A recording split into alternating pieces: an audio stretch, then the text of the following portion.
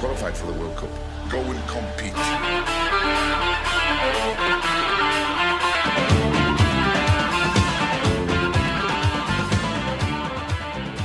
Hello and welcome to the 24th edition of the Put 'em Under Pressure podcast. My name is Kieran and I'm joined remotely by Adrian and Connor. It's our first podcast of 2021. We'd like to begin by wishing everyone a very happy new year. New year, new me. New year resolutions, guys. Is that something that you do? Nope. No? No, I have no interest in self-improvement. Very good. Like, I'm happy enough where I am, like, to be honest. I think you're doing very well, Flynn. There's probably no room for improvement. Yeah, I'm at max level here at the moment. I mean, I think everyone just wants to, like, get healthier. That's always the one, isn't it? And you get healthier, exercise more. I'm not gonna get takeout. But will it last? I don't know. No, we all hope it will. I think people lie to themselves when it comes to New Year's resolutions, especially with like the getting healthy part. Yeah. Because people starve themselves for January and then they just, go all out then February onwards, and it actually is probably worse for your health to do that. They make big changes for January, and it's so hard that they just give it up then instead of just making a small change that they can keep up for the year. Yeah, I know. Like, it's probably, I suppose people are so adamant to, lose a stone in a month or something that they go fucking full out and just get burnt out after, like you said, like 3 or 4 weeks. Mm-hmm. And just all they want to do is go back on the drink and go back eating like donuts and, I don't know, fried chicken and waffles. Yeah. Jesus Christ. But that's what people eat, that, don't they? Isn't that a thing? Yeah, they that's do, like yeah. an American combo. Yeah, Very American. Yeah. Sounds weird, but anyway. So no resolutions for me this year or any year. That's fair. Yeah, I mean, even if people make them, I hear them, I don't believe them. It's. You don't have any, do you? No, not really. I try to do the small ones though, like throughout the year. So I always make like small changes. Like I haven't drank in over a year. I haven't had any drink in over a year. And that was only like a small thing where it was a case of like, well, I just want to take a few weeks off, and then it was like, well, I've done a month now, and yeah, so I've had over a year. So I mean, you haven't missed much this year because, I mean, I only drink for social reasons anyway. Like I don't take much pleasure in drinking a glass of wine late in the evening because, to be honest, I think most alcohol tastes like shite anyway. Like it's literally poison. It doesn't taste good. It's bitter. Beer, it doesn't taste good. I like people, they go out and they have like a meal and they'd have like one beer with like a burger or something. To me, it's just fucking madness. Like if I'm drinking to get drunk, not to taste beer. I'd rather have a can of Coke. Like, it's a fair point, and yeah, I think you're right. If this was any other year, normal year, I'd probably have, had temptation in my way. If you're going out, like you said there, for a meal where maybe afterwards people want a couple of drinks. We're not doing that this year for very obvious reasons. So it's a lot easier to not buy it in your shop and then not have it than to go to pubs and restaurants frequently and try not to drink. So yeah. So odd one, but yeah, booze is weird, but it gets the job done, I guess, for people. Yeah, it's true though. I mean, it like the whole taste thing. Remember when you first started drinking and we all drank Bulmers because it tasted the most like Sidona? Yeah. That was it. Like anyone who drank vodka and said they liked it when they were 16 is full of shit. Because vodka, if I had a shot of vodka now, I might vomit. I used to drink straight whiskey when I was like 17, 16, thinking I was cool. Yeah. Fucking killed myself multiple times there. Like, that was well worth it. But I will say I've lost my sweet tooth as I've gotten older. So like I would much rather drink probably straight whiskey than like a whiskey and Coke. Oh, I can't think of anything worse, to be honest. Vodka and Coke just gives me flashbacks. Yeah, I can't have it. Yeah, I'm the same with rum. Oh my God, Bacardi, Jesus Christ! I think my first bad night, Bacardi. Yeah. Captain Morgan's for me. I think is one. Just the smell, sickly sweet. Just Sambuca. Oh, is there an alcohol that doesn't smell or taste like shite? Actually, like West Coast Cooler or these new seltzers. The White Claw. It's just like having flavored water. Yeah, mimosas. When I was in London there, we were having mimosas for breakfast, and I didn't know they were alcoholic. Yeah. I had like 10 of them. I was fucking bollocks by like 11 o'clock in the morning. Those breakfast cocktails, like the Bloody Marys and things, oh my God, they're delicious. But yeah, you don't realize. It was mimosas, wasn't it, Hanley, that we had one Christmas morning after... Christmas morning, yeah. After... We were shook, yeah. And my mother surprised us with mimosas at like 10 a.m. and we barely got them down. Yeah. And if I remember correctly, it was like the orange, it had bits in it, which made it just that bit harder. Oh, it was like Tropicana mimosa. That was a rough morning. Yeah. Rough morning. Merry Christmas. Yeah, cheers to that. Yeah, I hope everyone had a fantastic Christmas and a good New Year's too. Lots of fireworks around our direction. I'm not sure what it was like down in Barry Row, Flynn. There were fireworks on the horizon, but that might have just been all the way up in Cork City, like, for all I know. They were very distant. I'm just imagining, like, Barry Row as the Shire and Timberleague as, Mordor. It kind of is. Yeah, probably always like that. Yeah. Kieran, did those first sets of fireworks like scare the shit out of you? Because they must have been like directly outside your window. They were, yeah. They were on the green outside the apartments in front of us, and it was like 5 past midnight. So we went to the window, and luckily, woke up my son, and we were looking, but like they were on us, like right in front of us too, and like we're top floor, so they were going off near enough like our height, smashing your window. Like it was unreal though, I have to say. I mean, it took us by surprise, but it was pretty spectacular.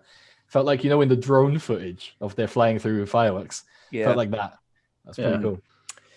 Right, well, I think we better talk some football, lads. Yeah, fine. If we have to. Now, I want to take everyone back firstly to, I think, podcast number 7, maybe number 10, I don't know, where we did the team of the year for 2020 so far.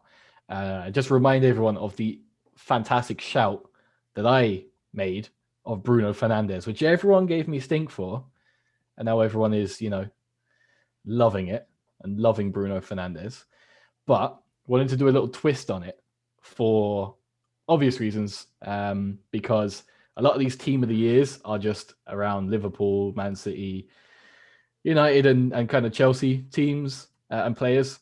So wanted to put a spin on it and do best players outside the top 4. Wanted to also include this to, the general public, because I'm sure Dave has a lot of input into who these players are, right or wrong, and just open up to you guys. Adrian, I think you've written out like a couple of teams of the best players outside the top 4 in the Premier League. Who do you have for us? So what I did was I wrote out 2 different formations. They're actually quite similar players, but each formation can't allow for a certain player. So I'm going to go with what I actually think is probably the best team, right? So my 4 at the back, I'm funnily enough not even totally sure of, but I'll give you some options, right? In goal, we should say what we consider the top 4 is first. Yes. It's a bit of an odd one because over the 2020, they may not have necessarily been top 4 clubs. But I think the general consensus is that it's Liverpool, Man City, United, and Chelsea are top 4. Yeah, because they got the Champions League spots, didn't they? Yeah, exactly. So, okay. Well, sorry. They got the Champions League spots, yeah. I don't agree with this definition of top 4 being the top 4 teams. I think that's outrageous. Well, Arsenal are joint top 4 now, so maybe we're doing Arsenal would, an injustice here. Well, yeah. The point is, it's not the current top 4 as it stands. I think that's the point we're making. Okay. Go on. Everyone could just use their imagination for a while. Yeah. Well, we're just going to get stick about it anyway, so it doesn't matter. We make the rules. Okay. True. So in goal, I put Leno from Arsenal. I agree with that. Yeah, no complaints. I thought he had an outstanding 2020. And this is the thing, I'm not looking at from the season so far. I'm trying to look at back in January as far as now. Yeah. And it's a shame that Martinez emerged and had such a good run and just had to sell him. If he had done that a year before we bought Leno, would have saved us a good bit of cash. And he's pretty good himself, but I'm happy with Leno. Yeah, Leno, I mean, Lloris is up there, Schmeichel, but I figured Leno has done the best, really. What about Nick Pope? He was very close, but I figured I think that Burnley had a really bad spell at the start of the season, and that kind of stuck in my mind more than Arsenal's spell, because I thought Leno was really good even when Arsenal weren't playing well. Okay, that's a fair point. Fair play. Okay, thank you. Right, left back. I went for Cresswell just to spruce it up. I'm anti West Ham, so I tried to include West Ham just because they're having a decent season, even though I know we don't like them. But if you're to pick one player from West Ham, he's probably one of the best, definitely. I suppose. I'm just going to chime in on every one of your choices and just say you should have picked an Arsenal player. But in this case, especially, Tierney, I think he's the best fullback in the league. But no one is going to back me on that. But you're going to learn. You're all going to see it. Anyone who watches Arsenal knows how good Tierney is. And he's starting to show it now. And by the end of the season, I don't think there'll even be a question about it. I'm just talking 2020. Fine, I think know. He had a patchy 2020. I think Cresswell was consistent. The only other one I had in mind was Bertrand, really. Jeez, I don't know. Okay. I think to argue Finn's point of Kieran Tierney, I think he's a great player too. But wasn't he injured for the whole year? Yeah, okay. If we're doing the year, I guess. And also that time he fell over. Do you remember that? Yeah. He played a blinder yesterday, so it's obviously fresh in the memory, Flynn. This is it, and it's hard to think back all the way back to January. Yeah. So I did my best. What about Luca Dean? That's a good shout. I should have put that down. Let me write that down. /Dean, yeah. You might have undone me there. Right. Okay, I won't mention another Arsenal player for the rest of the. No, you can mention them because I don't have many. Anyway, my two centre backs. Oh God, I have 4, so I'm just going to name 2: Vestergaard and Cody. My other 2 were Ogbonna and Mings. I don't know where this Connor Cody hype comes from, to be honest. I see him in Team of the Season from Sky Sports and stuff as well. I don't think he's that good. He's fine. I was looking at the other centre backs. Sionchu was nearly there, but then he has missed a lot this season. And I don't want to put Alderweireld in there, for fuck's sake. I just think he's a donkey. Cody plays very well in a good Wolves team, and that's about the extent of it. I do think Vestergaard is a definite in there, especially for this season. Okay, well, all right. Yeah, you're enticed. No one thinks Ogbonna or Mings should be in there over. Oh God, Cody no. Not over them, no. I think Mings. Mings justifies a spot. He's perhaps not the best centre back, but he's ever present for Villa, and he's a bit of a brick house, isn't he? Yeah, and they are playing well this season. If you look at them last season, that's the thing, you'd never put them in, but considering this season, you'd consider it. Yeah, since the restart, Villa have been a completely different team. Yeah. Okay, so we're going to go Vestergaard and Mings? Cody? Anyone? Oh, Jesus. Mings. I'll go Cody over Mings. After all the, I don't understand the Cody hype. I know, Jesus. If the alternative is Mings, fine, Cody.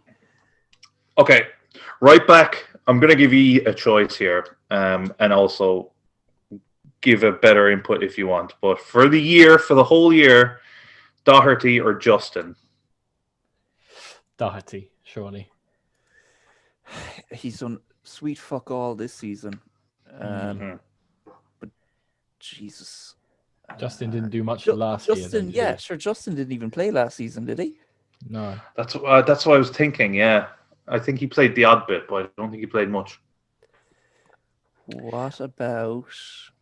I was going to say Kufal. No, never mind him. Kyle Walker's Peters. I think he's like quietly solid. Yeah. All right. I think I could get on board with that. Walker Peters over Doherty and the year he had. I guess he did have a good year. Bellerin, is he in with a shout at all?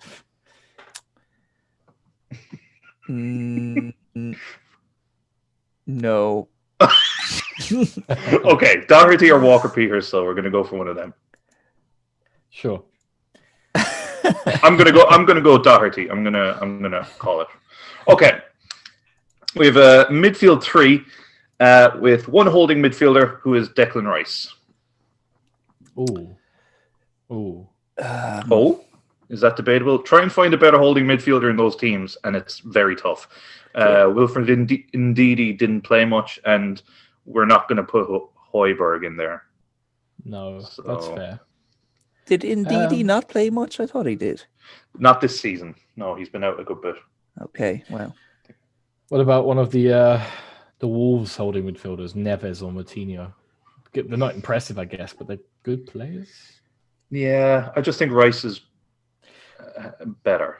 Okay, that's fair. I feel like you just watched like West Ham against Everton yesterday. No, I didn't. Honestly, I didn't. I thought about this for at least 3 minutes. So, yeah, it was Rice, Højbjerg, or Ndidi for me based on the whole year. Because I know Wolves have been really good last season, but not so much this season. Rice, even when West Ham were crap, he was probably their best player. What about Tielemans? Yeah. Yeah, I had him in my mind.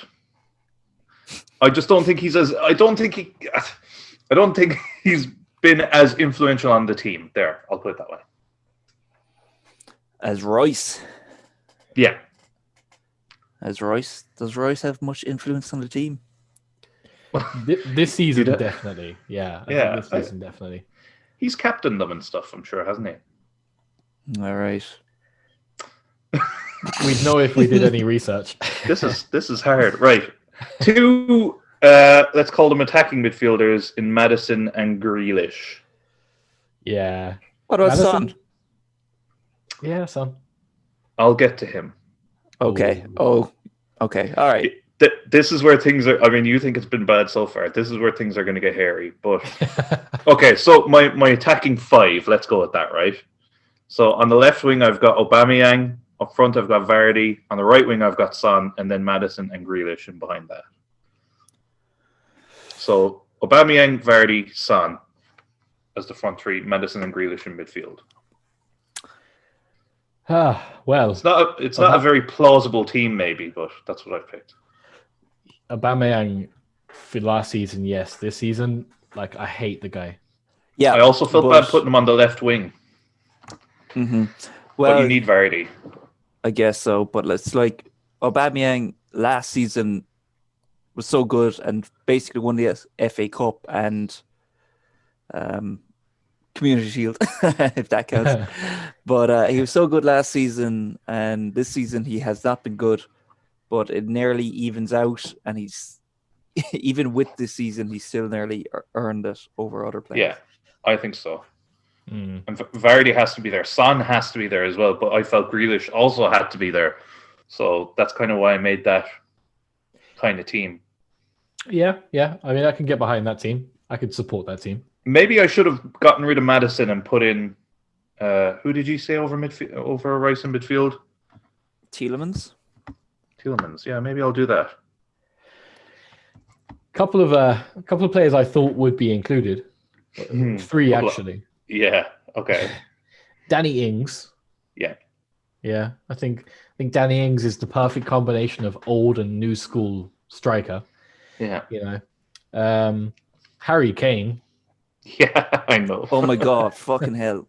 Yeah. Yeah, I know. Okay. That's why I'm worried about this. Yeah. And I guess the other one was Raul Jimenez. I know he's got half a skull this season, but he's a good player. What about Zaha and Ward-Prowse? Those were two I thought you might. Okay, Ward-Prowse can fuck off. Zaha, Okay, good. Yeah, but people always think I'm biased. I mentioned one Palace player, and it's just like everyone's like, "Oh, sure, of course he's picking him." Yeah, I mean, I tried to do a team that had Vardy and Kane in it. It's just not as easy because then where does Son go? And then you're losing out maybe Grealish and Aubameyang. So this was just the team that I felt. Well, sorry. Who do you have in midfield? So now. Okay, so my midfield is Rice, Tielemans, and Grealish. And up front, Vardy, Vardy, and Son. I'd nearly lose Grealish for Kane. Okay, and have Aubameyang Have like a as a winger, yeah, and midfielder? yeah, 4-4-2. yeah, So you're playing like four up top. more or less. Son and Okay. Aubameyang on the wings, and Vardy and Kane up front. Kieran, what do you think? Yeah, if we're gonna, I think we keep Grealish in, and I think we just drop a couple defenders. I mean, That's true. we got, Yeah. we're going big. You know, it's only going to be a once-off game. We're going to be playing with them, right? Okay. Yeah, we haven't told him yet, but It's going to be like Roy Keane's testimonial or something, right? So we can play like a 2-4-4 formation. Well, we can drop Cresswell. I think everyone's happy with that. yeah, okay, fine. Or you Okay, can just play Harry Kane at left back. Or Okay, how about Saka at left back?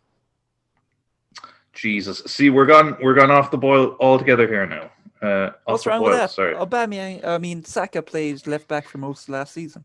No, he hasn't been that good all season, though. I think he has. As good as Cresswell. I don't accept that. Well, whatever. I think that there's one easy way to kind of settle it is we put it out to the listeners. You let us know whether Cresswell has earned his place in the best 2020 Premier League team outside of the top four teams. The debate rages on, I'm sure. Okay, so up front we have Kane and Vardy. Behind that we have Aubameyang, Grealish, and Son as a 3. Does that sound right? Sure. Then we have Declan Rice. Do we want Tielemans in there? Yeah, go on. Okay. So how many more do we need? 3 more players. So we need a back 3 now. Vestergaard, Cody, and Mings. Fantastic. That's a title-winning team in the one game they're going to play. So as long as they get like 80 points in that one game. I mean, yeah, it's a Jesus. Why do none of us have this as our fantasy football team? I mean, the front 5 anyway. Just bring on like West Brom defenders then or something. Yeah. That's a serious front 5. Aubameyang, Kane, Vardy, Grealish, and Son. Rice, Tielemans, and Vestergaard, Cody, and Mings. Is that it? Is that our decided? Oh, and Leno in goal. Leno in goal. God help him! Fucking hell! be peppered. Yeah, well, he's good at shot stopping, so I mean, he's already, set up for success. So that was our 2020 team of the year with players outside the top 4 teams. Hope you enjoyed it. Leave your suggestions your criticism, because I'm sure there'll be criticism on the Facebook page or on the YouTube comments. Moving on now to more current football. The last game we would have all seen was Chelsea versus Man City. A lot of hype building up to it. I guess Man City off the back of a nice 10-day break because all their players are gals and broke COVID restrictions. Yeah. Again, Andy, Kyle Walker. What happened? What happened to Chelsea? I thought Chelsea actually played pretty well for the first 15 minutes or so. I don't know, is that any kind of compliment or not? But they were just, I mean, can I just say Man City were better? Is that shit assessment? But they were. I mean, Chelsea never really looked like they were going to get back into the game. Man City had better players. They're even missing 5 players. I'm not even sure who the 5 were. I know there's Walker, Jesus, Ederson. I didn't even notice 2 more missing, but supposedly they were. Ake was it? I think. Yeah, and Eric Ake. Garcia, the other one. Oh, okay. Look, Chelsea are in a bit of trouble. We've tried to stick up for Frank an awful lot on this podcast. No, we haven't. Well, I have. Okay. And I think he could be in a bit of trouble. I think everyone knows the record that Chelsea managers have in terms of getting booted for nothing. Yeah, and sure he has. We saw things earlier about his what? He has no excuses now. Not really. No. They went out and bought $250 million worth of players for him. Everyone he wanted and more. Everything he could possibly want. Yeah. Their only saving grace is that they're not that far down the table, if that's a fair thing to say. But they haven't really hit the ground running. They had a few good results at the start of the season, but Christ, the last 3 or 4 games, they've been bad. I think one thing that is good is that they're still in the Champions League, and he has gotten them further in the Champions League than Man United have. But I don't think that'll be enough. Yeah. Yeah, you didn't think of that? That's true. But is that down to Frank or down to how bad Ole is? It's definitely how bad Ole was. They've certainly pulled out of the bag recently, United. But look, the Chelsea thing, I think I can't see him being given another 3 months. I just can't, unfortunately. I think he'll go if they lose another game, yeah. I don't think he'll go because of this one. I think if he loses again next week, he could be gone. Yeah, that's it. There's no shame in losing to Man City, but that's it. He's lost to Everton, and I don't have the fixtures in front of me, but that's another game last week. Drew, I don't know. Yeah, sure. He lost to Arsenal when we were at our worst. That was the catalyst. Yeah. You bounce back from that win over Chelsea. It's like 4 or 5 losses. Like we've said this before on the podcast. The Christmas period is so important for teams. As you can see with Arsenal, they're turning their season around just by getting results and momentum when games are back to back. With Chelsea, they're just deflated. I feel sorry for Frank Lampard. I know people are saying that like he's a bad manager. He's not. He's implemented a good style. He's just got players that are not turning up for him. Any one of you would have had Havertz, Ziyech, Werner, Pulisic, Kovacic, Mount in your teams. If at the start of the season you were told, yeah, your club is bringing them in, they would have made the first team. No. And anyone would have hyped them completely. They're just not playing. I also think they're still adapting to the Premier League. I mean, Kai Havertz has hardly played. Thiago Silva has done well, but you remember his first game when he was minced by West Brom 2 or 3 times? Werner is still, I think, adapting. It's probably why they've done well in the Champions League, but not the Premier League. That would be my thinking. Frank can't beat a big team. He's a coward in big games. He sets up for the draw almost every time. Today was the first time he didn't set up for a draw, and he got minced. He's not up to the job, really. In fact, he's so cowardly that I would be embarrassed to have him at my team if I was a Chelsea supporter, because Fuck off. I mean, they spent 250 million on players to play for the draw against any big team they come up against, and they lose anyway. Congratulations, Frank. Frank just wants to do the right thing. All right. He wants to What's build. that? I don't know. He wants to rebuild a club that has had instability since 2003. And it finally seems like, well, up until the last few games, it felt like they were Chelsea and Abramovich and the board and that were, stable, that they were going in the right direction, that things were being built and progress was being made. Now, there's been tons of success for Chelsea since 2003, but it's always been at the expense of a manager or a player or something like that, whereas it felt quite solid for a while. It's probably not going to happen, but he should definitely be given time. I don't think he's a bad manager. Yeah, and I think it's easy to forget how well he did last season with a group of either too old or too young players and getting the top four. But and you'd hope How well? Yeah, top four with those players, with fucking Mason Mount, who was like a nobody, and Reece James and all those fucking nobodies. Gilmore, nobody. Just a bunch of Gilmore was not nobodies. playing last season. He played a couple times. He was not a key part of that team. And losing had their the core. best player. They were pretty unproven. They were championship players. This is it.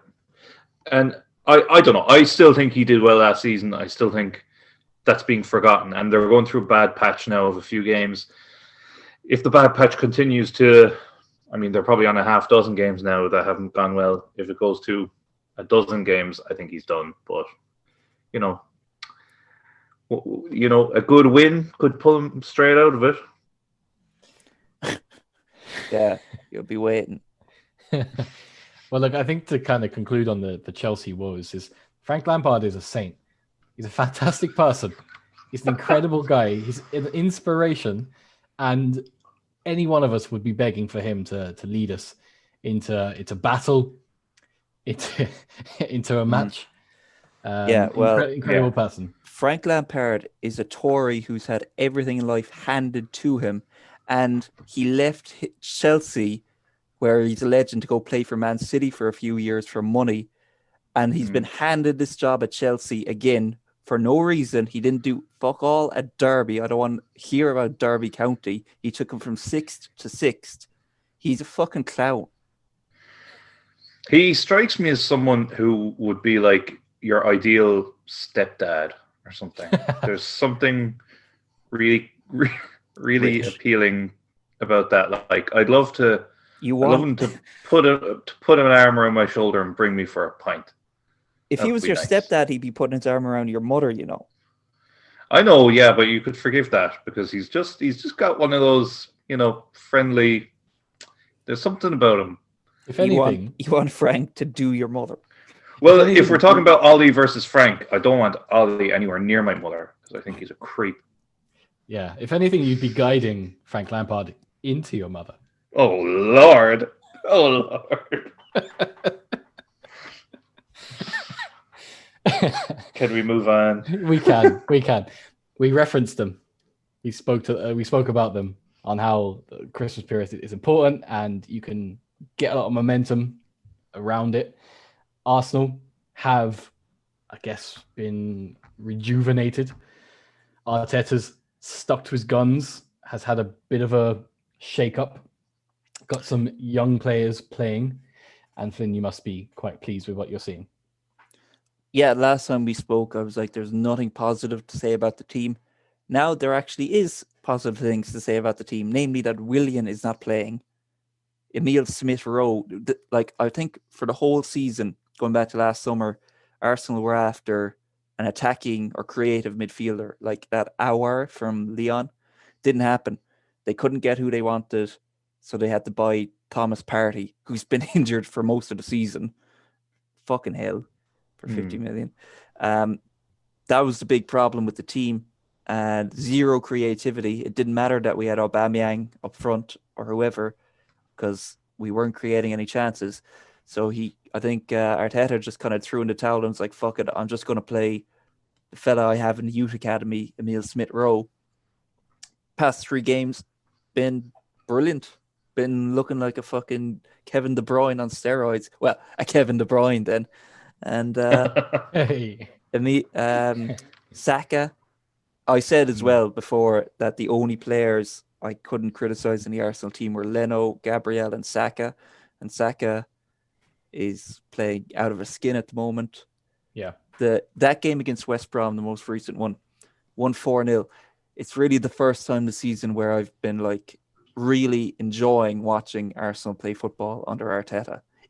Like, it's the first time everything clicked. Every pass came off, and every time they went forward, it was like creating chances and hitting the target and finishing, and the players all connecting. Yeah, quite happy with that. But I mean, we are playing pretty shit teams, including Chelsea. But there is a nice run now. And that's what you need. Yeah, it's amazing that Arsenal, we're only 3 points behind Chelsea, title chasers, Chelsea. And on a nice run now, got like Palace next and Newcastle. I mean, no offense to Palace, but like they're probably, yeah. They're not in a great spot themselves at the moment. Arsenal are actually at 1 point ahead of the fixtures from last season. If you like use last season's fixtures. As bad as it's been, they're still 1 point ahead of where they were, having played these same games. So there's an improvement. 1 point. If we keep this rate up, it'll only take us, 38 more years to win the league. I mean, Liverpool nearly waited that long, so that's true. Yeah. Yeah, but it's gone well. Subtle changes. I'm happy that Arteta kind of stuck to his plan. I do think he brings a fresh approach to football. It's what Arsenal needed. I think it would have been a big mistake to part ways with Arteta, especially after all, that's been invested so far. Yeah. The only thing that really upsets me still, especially in watching that game against West Brom, is that Aubameyang is kind of always there, but he won't score me any fancy points. And it makes me very sad. Yeah, that's the only thing. Aubameyang is not quite back yet. Maybe he will never be back. I don't know.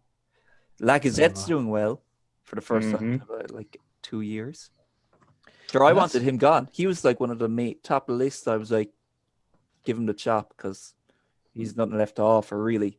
Playing great at the moment. Shows what I know about football. Sweet football. Join the podcast. Yeah. None of us do.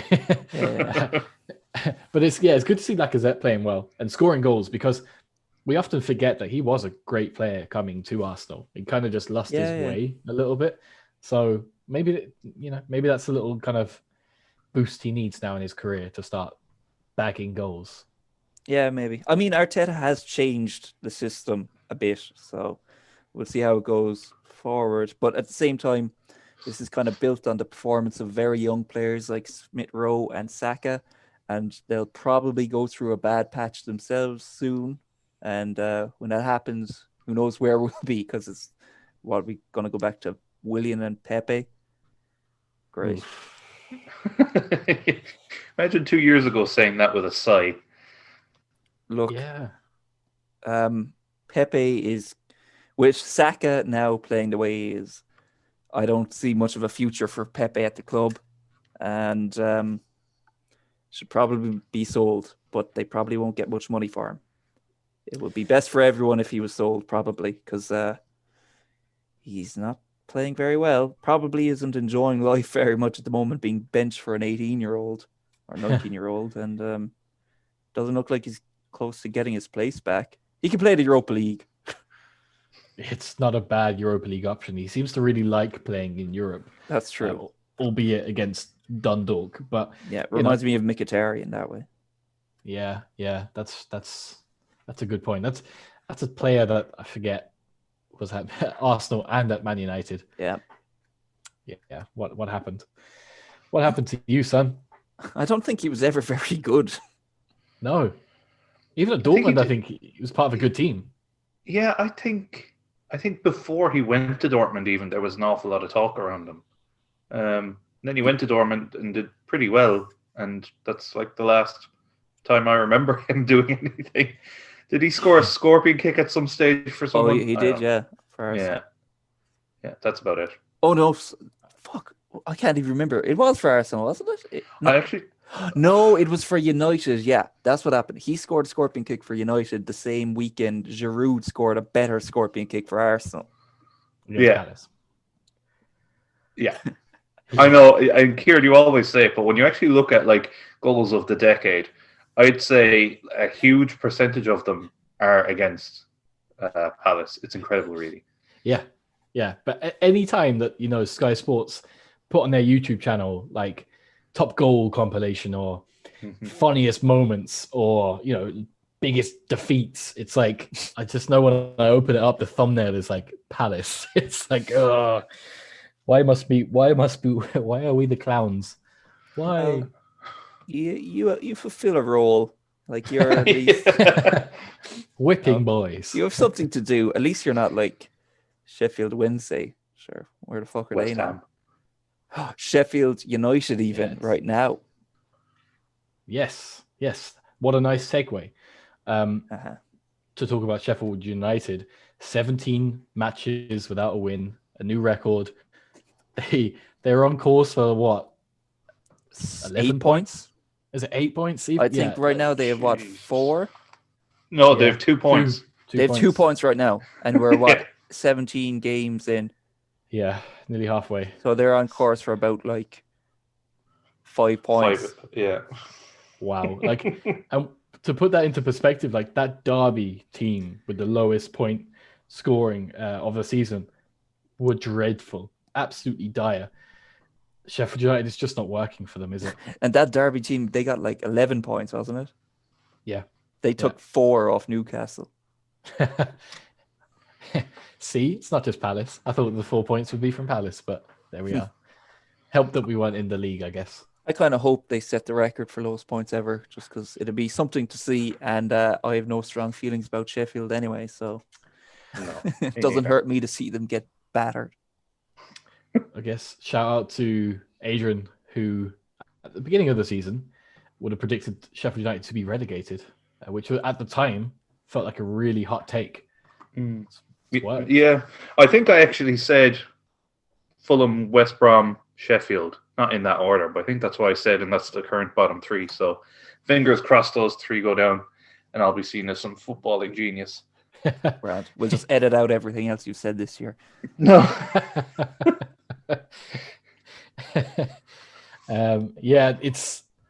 I don't know, like a few weeks back, I liked the style of football that Sheffield United played last season. I remember talking on a podcast too, where I thought it was cool how they had the wing backs and they had like inverted center backs and they did all that weird kind of system stuff.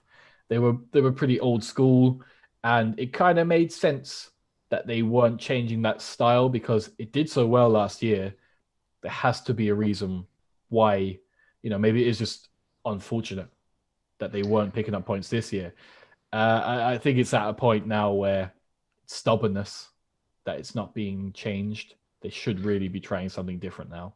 Yeah, I saw someone say that Chris Wilder should keep his job even if they get relegated because of what he did to Sheffield United, but that's kind of a defeatist attitude, isn't it? Like, he got them to the Premier League. He had a good first season in the Premier League. Now they're doing shit, and they're consistently doing the shit. And they haven't bought particularly well. All the players who were doing very well for them last season don't seem to be doing so well for them this season. Like, their back 4 was their back 3 or 5 or whatever you call it was so impressive last season. Now they're just leaking goals, really. So I don't really see why he's even still there unless they just can't afford to get rid of him. Yeah, part of me thinks that I kind of like it, that there's a club that does show faith in a manager. It's much like with Frank Lampard. I think that, time time fixes things. Arteta's another example where if you give people a little bit more time than perhaps they would have usually, things can work out. Yeah, it can happen. But the other side is, but then what do you do? Do you get rid of him? Do you get like Slaven Bilic in? Do you just do what West Brom did and fire him, get in Sam Allardyce to get you relegated anyway? Yeah. It's not going to change. I don't think Sheffield United have the pulling power, the budget, or the squad to. It doesn't matter who's leading them. They're still pretty shite. Yeah, it's a shame they spent £25 million on Ryan Brewster. Do you remember when I got really excited, Hanny, when Sky Sports posted that fake update that Palace had signed him? Signed who? Signed Brewster. Oh, yeah. I mean, sure, that was another steal. No, that's not the phrase. That was we robbed them. Is that what I mean? Yeah. Help me with this phrase. Jesus. Daylight robbery. Okay. Liverpool robbed Sheffield United of 20 million. Fleeced them. That's it. Sorry, I got distracted because I actually went onto the Sheffield United Facebook page just to see the comments. It's actually a mixed bag. Give us a taste. No, they're too long, but looks like Wilder has brought us as far as he can. Time to bring in Eddie Howe. Okay. What the fuck is happening to Sheffield United? Look again, goalkeeper is rubbish. Playing in pink is a bad move. Like, what the fuck are these? That's on yeah, so I actually thought it would be all Wilder out. It's actually mixed, but there's probably 50% Wilder out. I'm better on that. Just go down and regroup. Yeah. Do Norwich. Fucking Norwich do it every year. Yeah. Get relegated and boop, boop, boop, boop. Back up then. I know. Come on. I'll take you on again. I didn't hear no bell. Let's be having you. Yeah, exactly. Exactly. That kind of spirit. That's it. All you need is a few bottles of red. Well, I think it's a tough ask of Sheffield United to get out of the relegation zone, let alone get a few wins behind them. I do think it's already a case that they are relegated. I don't think they're coming back from this. No, they're fucked. Yeah. When Palace put you to the sword, you know you're bad. Yeah. Yeah, but see, like that's where Palace are. They're like a cut above these lower teams. Like Palace, they prey on teams like Sheffield. They're like I know Palace aren't in the best spot at the moment, but I think I saw a stat that they're like the best ever like team in their position right now at this point of the season. Like no team has ever had this much points to be Palace's position. That's what always makes me happy when I look at things at the kind of bigger picture with Palace is that every year that we survive, and I say survive, there's only been a few seasons where we've cut it close, really, since like this is our 8th season now, is that every year that goes on. Yeah, 8 in a row now. It's our longest run in the top division. Well, the Premier League. When you came up, I was like being nice to you or trying to not say that I think you're just going to get relegated again, But that's what I thought. I thought you'd just go back down and you'd be fucking devastated. But fucking hell, 8 years on. Yeah, and like every year that goes on, there's three shit teams plus one or two other shitter teams that just barely scraped getting relegated the year before. So every year that goes on, we have this like nicer and nicer cushion below us, and we beat those teams. Like we've beaten, I think, nearly everyone below us. We've beaten West Brom, we've beaten Fulham, we've beaten Sheffield United. We take like 6 points off these teams, and then we bag a great win at Old Trafford or a win against City, or we'll draw against Arsenal, and we'll all go away happy. And each year, it's like we just tack on another win. It's pure Roy Hodgson. The guy loves. I'd say he has the same daily routine every day. Yeah. Every day. I'd say he wakes up at the same time. I'd say he puts his slippers on at the same time. Yeah. Same order. Same order, yeah. Left first, right first. Yeah. Even looking at it now, like it's exactly what you're saying. There's the bottom three, and then you have this like cushion of Brighton, just in case you have a bad run. And then you have Burnley and Newcastle, who are kind of shitter than you, really. And, Leeds may also have been found out, so they'll probably drop below you at some point. And then you're looking at, possible top half finish. So it won't happen. It's just being less shit than the rest. That's what Palace do, but it works. Yeah, and that's it, and that's what we have at the training ground. When you drive into the training ground, there's a big Palace emblem, and in big writing it says, "Try not to be as shit as the teams below us." Yes, it's on the crest on your jersey, and it inspires. That's the Latin motto. We are better than shit. Hang on, we Google this. Yeah, it's inspiring stuff, Never aim too high and you'll never really be disappointed, That's Palace. We are better than shit. Nos melios stercore. What? Nos melios stercore. There we go. We need to put that on the PUPcast. Oh my god, yes. On the PUPcast emblem. Let's get some merch. Yes, merch. Oh, that's brilliant. If anyone asked me what it meant, I wouldn't even lie about it. Fantastic. I think that brings us to the end of the 24th podcast. Unless there's any final words. That Latin saying, probably. Oh, yeah. Yeah. Nos melius discost. No. Actually, there's a better translation, I think. Nos melius quam secora. I'm going to write this down phonetically. We are better than manure. Okay. That sounds more fancy, too. Okay, try this one. Nos melius excremento.